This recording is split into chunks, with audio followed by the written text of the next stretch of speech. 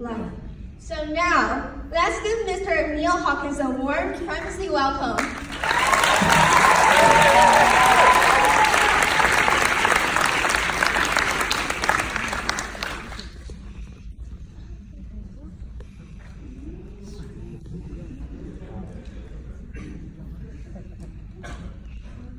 I was asked repeatedly to keep this short. Congratulations.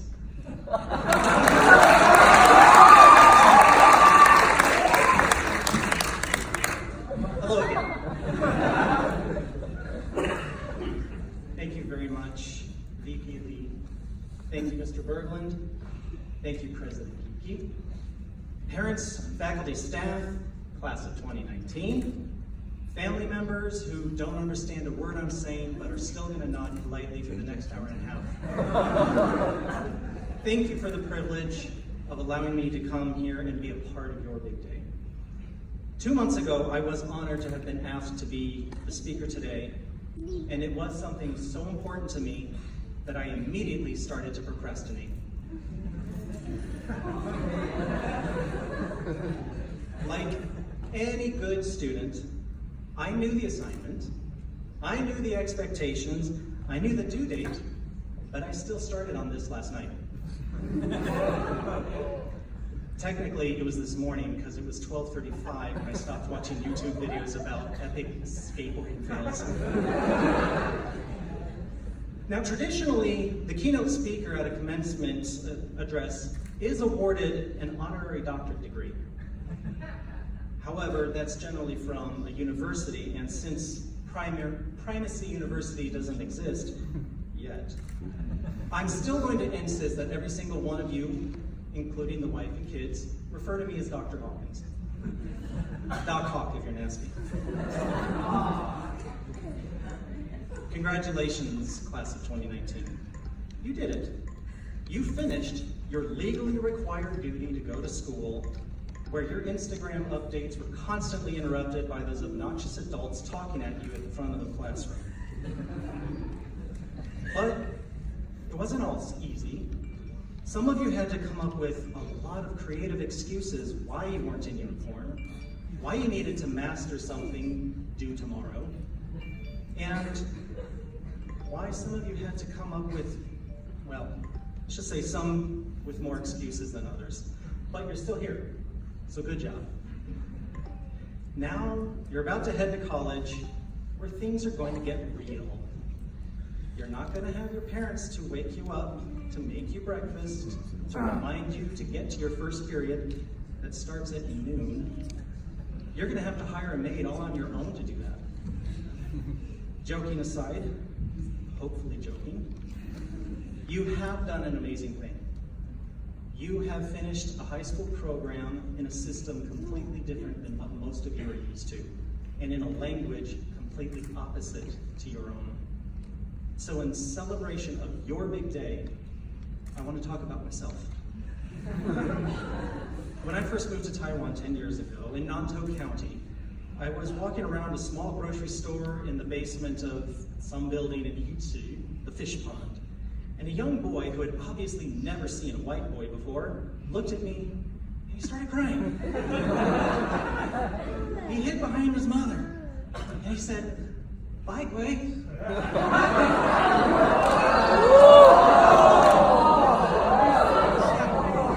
That is a true story. So if I had a Marvel name, I would be the White Ghost.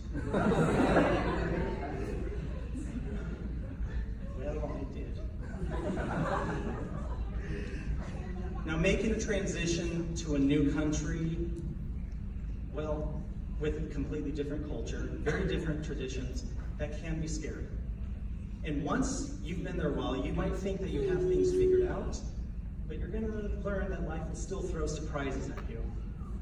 After living a few years in Taiwan, in Nantou County, I figured that I had been around long enough and people had seen a foreigner and knew who I was. But that wasn't the case. One night after dinner, I decided to take a walk around town, and I saw my favorite tea shop and decided to get my favorite limao yucha, bantang xiaoping, in case you want to give me something later. And I stopped there, but I didn't have any money. So I had to call my wife and ask her to bring me some money. Well, while I was waiting, I saw a man who was on the street and he was earning the, what do you call those? The ghost money. Yeah.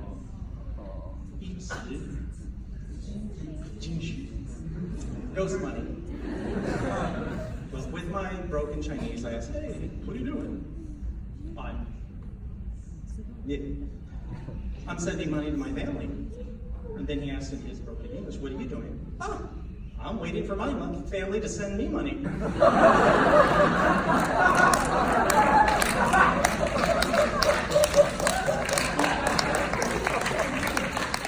He turned pale white and ran. Like, no, I'm just waiting for my family to send me money. Everyone else on the block who heard me freaked out and they ran away. I was alone. At Primacy, we hope that to prepare you best as possible to both get into Western University, but also so that you succeed in Western University. Now, sometimes we teachers can forget how intimidating this change you're about to go through really is. In order for me to remember the intense experience that you might be going through, I have to go back to May of 2009 when I first made the international transition from the US to Taiwan. I remember some powerful, perhaps stressful, but exciting emotions that I went through. Are you guys nervous? No? Well, if you are, it's all right, because you cannot have courage without fear. And seniors, make no mistake, you are brave. A couple of weeks ago, audience, I sent a survey out to all the seniors, asking them several questions, two of which were, what is your greatest fear about going to university? And what is it you would like to know about going to university, primarily in the West? Now, I found something very interesting. First, the questions about their fears, no two answers were the same. There were fears ranging from getting out of my comfort zone. Am I going to have clean up bad roommates? Am I going to make it in school? Am I going to be able to pay tuition? Even one on, I have to do research papers. But the question about what do you want to know about university, there was a very solid theme to almost every question. Time management. There were several questions about time management. Is it true, seniors, that you feel like time management is a challenge for you? Yeah. Do you wait until the day before to do mastery work? Yeah. And you wait until the night before, hours before something is happening? Teachers, confirmed, all right? True. All right, I am going to tell you 4 things that are going to help you not only in university, but also in life after university. And I might even share 1 or 2 embarrassing stories, just so you remember the lessons. So yes, you are going to learn tonight, just like for the rest of your lives. Always be learning. Lesson number 1, the fear of failure is more powerful than you think.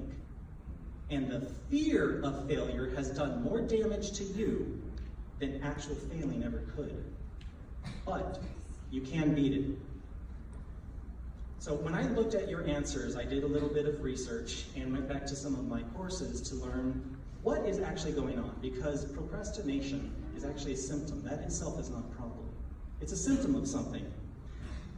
So what causes a person to do anything but to study? What causes a person who is unhealthy to do anything but eat well and exercise? Well, it's the fear that if you do try hard, you might still fail. It's the fear of that feeling that I still won't make it. So if I don't even try, at least I have an excuse. Harvard University professors Robert Keegan and Lisa Leahy, those sound like Marvel characters, conducted a 25-year study of professionals who were both successful and not so successful. And they found out what motivated them to succeed, and they found out what kept them from success. And what it was, they found a phenomenon of not doing what you know you were supposed to do is called immunity to change. Most failure comes from not trying something. People don't try because of what they think is going to happen if they don't like it. Does this sound familiar? Why does someone choose to play League of Legends or Fortnite instead of studying? Was laziness the entire culprit, or was that just a piece of it? Why didn't you apply to the colleges you wanted to, or the programs you wanted to? Was it fear that your parents would be disappointed? Was it fear that your friends might be, or that you might be embarrassed if you were rejected? Face your fears, seniors, because no matter how tough it is, no matter what the result, if you try it, if you do it, you will feel better about yourself than if you don't do it at all. I really wish that those of you who haven't already would give God a try. The God, Creator God, Shanti. Because, well, let me tell you why, from my experience, because I can't tell you what you're going to experience. Yes, I have been a Christian my entire life. All that means is I have chosen to give my life to Jesus Christ. It does not mean he loves me more than anyone else of any other religion. I'm just going to accept him. But I still had a fear of accepting what his idea or what his path would be for me, because I didn't want to have a boring life. I didn't want to stay in one place and do a job that I would hate. But I decided to face that fear, and I gave up a career in Hollywood, got rid of all of my possessions, and decided to do something different, and that's when I moved to Taiwan. Since then, I have, for the first time in my life, loved my job. I met my now wife, and I love every student I have come in contact with. For 3 years, while I was here in Taiwan, I knew that I needed to apply to graduate school to make myself better. And I was told, you should apply to Harvard. And I was scared to do that. There were 2 fears that I had. First, what if I were rejected? That would be embarrassing. It would prove to me that I am worthless, that I am not good enough. But also, I had a second fear. What if I got in? Then, how would I compare to all of those amazing students and amazing professors who were there? Well, thanks to trusting God, I came to Taiwan. Thanks to the people I have met, I grew. Thanks to the experiences I had, I offered something that Harvard valued, and I got in. To this day, I would hate myself, no matter what the result of this, had I not at least tried, because then I wouldn't ever have known the answer. So recap, the fear of failure is more powerful than you think, but you can beat it. Now I want to tell you how to beat it. Lesson number 2. No, this one's going to be a slap in your face. You don't know everything, and you are not the best at anything. It's easy to feel like you have to be the best because the world expects so much of you, but where do we get this foolish idea? Television shows and movies show characters who are great at what they do, but I don't think you guys are fooled by that. You know TV is fake. You know what real lives look like because you follow those real lives on Instagram. Can I tell you a little secret? Those Instagram lives are bull snot. I said snot. It takes movie stars 10 years to become an overnight success. It takes Instagram models several shots before they get that perfect one, but it still takes them another several months to years to ever become an Instagram star. You don't know everything. Before I moved to Taiwan, well, I lived in LA and I thought I was pretty great. I thought I was God's gift to everyone I saw.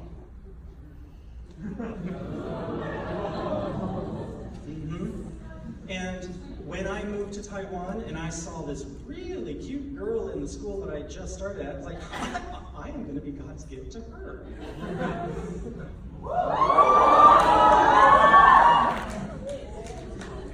What I didn't know is you you don't know everything, and you're not the best at anything yet, is that she was not interested in this. See, I thought I was this. What she saw was that.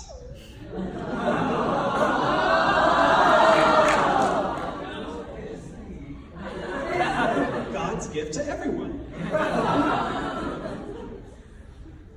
I didn't know she had a boyfriend. In June 2009, we were at someone's house. Actually, it was her house. Several teachers lived together. And then we were having a potluck where we all meet together. And you know, guys, you see that girl you like, and you just keep looking at her, keep watching her. Well, she got a phone call. Ran out of the room so fast, it was like a cartoon dust trail behind her. And I could hear some other teachers saying, "Oh, it's Alex." Oh, my heart is sank. I didn't know that I needed to learn how to read people in situations better. I didn't know that I had a lot of growing to do. When you get to college, you will be surrounded by students who mostly want to be there. You don't know what they know. At the same time, they don't know what you know. You're going to grow together. Lesson number 3. Once you accept that you don't know everything and you are not good at, and you're not the best at anything yet. Once you accept that, then you are really ready to start learning. Let's review. The fear of failure is more powerful than you think. But you can beat it. You don't know everything, and you're not the best at anything yet. Once you accept that you're not the best at anything, and that you don't know everything, you're really ready to start learning. When you get to college, listen, watch the other students, watch their study habits. Remember to face your fear of failure, and you will learn how to manage your time. Go to freshman orientation. Go to the dorm orientation. Go to all the mixers and alcohol-free social gatherings that you can. Get to know the culture, get to know different people. Okay, enough about you, back to me. Over the summer of 2009, the teachers went home, except my brother and I stayed and worked at summer school. And I learned more about Taiwanese culture. I learned to calm down. I learned to get rid of some of that LA-ness. And I learned that I need to think about other people before I think about myself. Now it's time for the teachers to return. I made sure I got myself on that little committee that helps welcome the teachers back. I made sure I was the one to pick up the cute girl from the HSR. I made sure that when she got her new housing arrangements, she got the master bedroom in the house. I made sure that she would find out I arranged that for her. So when I picked her up, it was about 11 o'clock p.m. here, which in Colorado, that would be about 9 a.m. I knew she would be wide awake. I'd just gotten a new scooter, new to me. And I thought to myself, I want to find out if she is as cool as I have been building up in my head over the summer. I said, hey, I just got a new scooter. You want to go for a ride? Sure. Yeah, that's cool. Now, this is the first time I've ridden a scooter, so I was an idiot. No helmets, 110 kilometers an hour down the hill from Utsi to Puli. We lived. It was really dumb. But she had fun the entire time. Like, okay, this girl is cool. Gentlemen, if you like a girl, you give her space. I did not talk to her again for a day or two. Then we hung out some more. Then I didn't talk to her for a day or two. Now, it could be one of two things. Either you miss what you're not around, or I don't want her to get disgusted and bored with me. We learned to read people. Another time we were at a Vietnam restaurant in Yuchi. There were several staff members. She was with us. She got a phone call. Remember the first time? This time, she sort of slithered out of the restaurant. Like, oh yes, trouble in paradise. Time for me to move in there. College is about learning or applying what you have learned and experimenting. It's about experimenting with what you're going to define yourself to be. It's about finding out what works for you and what doesn't. Don't give up on your values, but do find out what your limits are. The secret, seniors, to happiness is helping other people. If you make college about yourself, you will define yourself as selfish, dull, boring, and the type of person who is on their Instagram even though a super awesome speaker is talking right now. However, if you have learned our first 3 lessons, lesson 1, the fear of failure is more powerful than you think, but you can beat it. You don't know everything, and you're not the best at anything yet. Once you accept that you are not the best at anything, and you don't know everything, you are ready to start learning. Lesson number 4, it is a good thing that you don't know everything. It is a good thing you're not the best at anything yet, because now you have the opportunity to learn and grow with other people. Collaboration is a word you're going to hear quite often in university and actually all in life. Collaboration is not taking a project and each of you does one task alone and then you come back together. Collaboration is where each of you works on the same task, because each of you has a different experience, each of you has a different idea, each of you has a different perspective to bring to the project. It is a little slower, but your result will be much better. Collaboration is both sharing about what you know, it could be a class, a restaurant, language, and asking questions about what you don't know.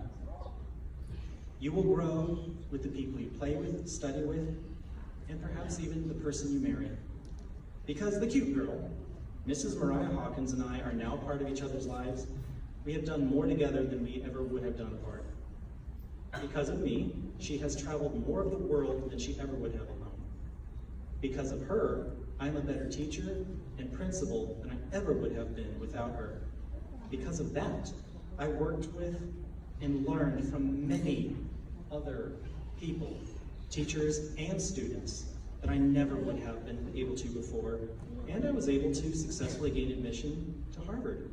But even after that university experience, I'm not finished. I will still learn from everyone I'm in touch with, everyone I work with, including you, because I learned to face my fears. It's not easy. Failing hurts. It will happen, but the truth is you only fail when you stop. Failure is only when you quit. Otherwise, you're just figuring out what doesn't work. Final review, and we're done. Fear itself is more powerful than you think, but you can beat it. You don't know everything, and you are not the best at anything yet. Once you accept that truth, then you are ready to start learning. And it's a good thing, because now you can work with others. How are you going to define yourself? I will speak on behalf of all the teachers here, say we are excited to find out just what your definition will be.